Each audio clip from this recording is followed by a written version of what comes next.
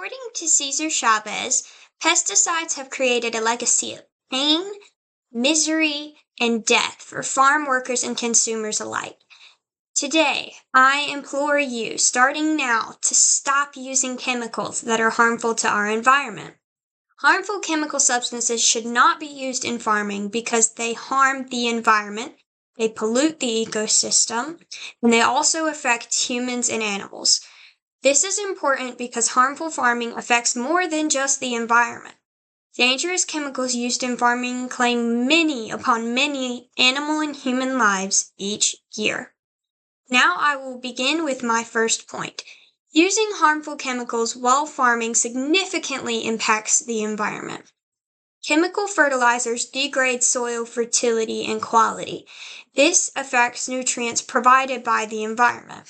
A quote by ResearchGate.org states, "The overuse of chemical fertilizers hardens the soil, pollutes the soil, and lessens minerals in the environment. Dangerous farming chemicals harmfully impact the wildlife. Chemical pollution has globally reached a very hazardous level. Pesticides are killing organisms that keep our soil healthy.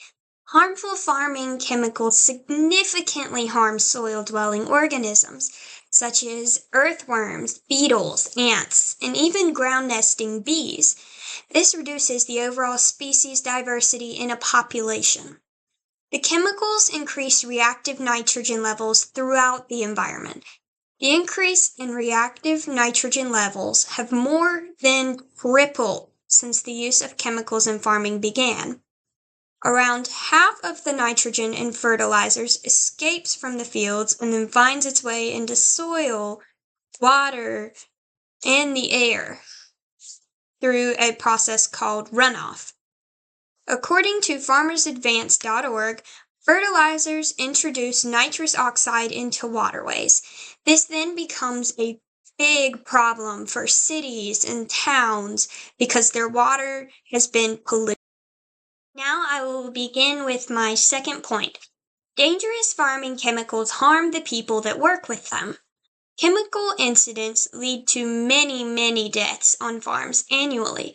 Farmers are exposed to pesticides and other agricultural chemicals which can cause more susceptibility to cancer.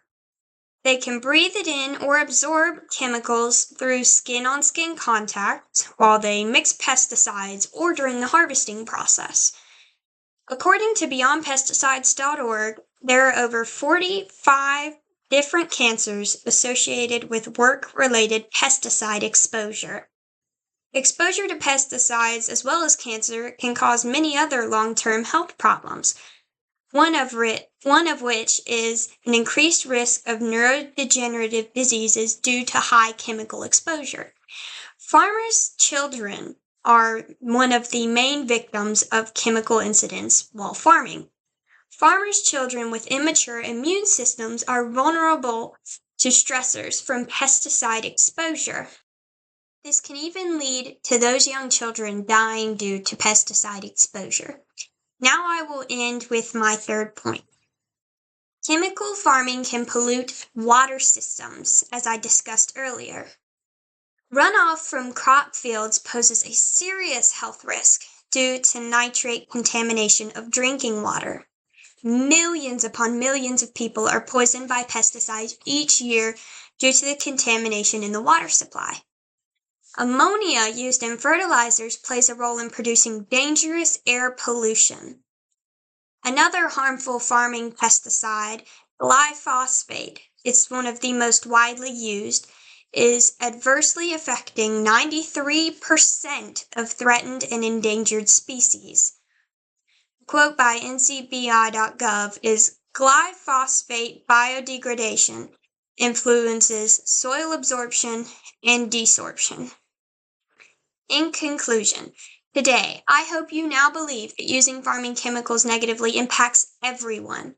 Harmful chemical substances should not be used in farming because they harm the environment, affect humans, and cause pollution. In conclusion, Harmful farming chemicals should no longer be used to prevent the harm of our environment. The damage done to our environment will never truly disappear. It will be here for many, many generations after this one. We need to take good care of the environment so that our children can see the miraculous things that we have.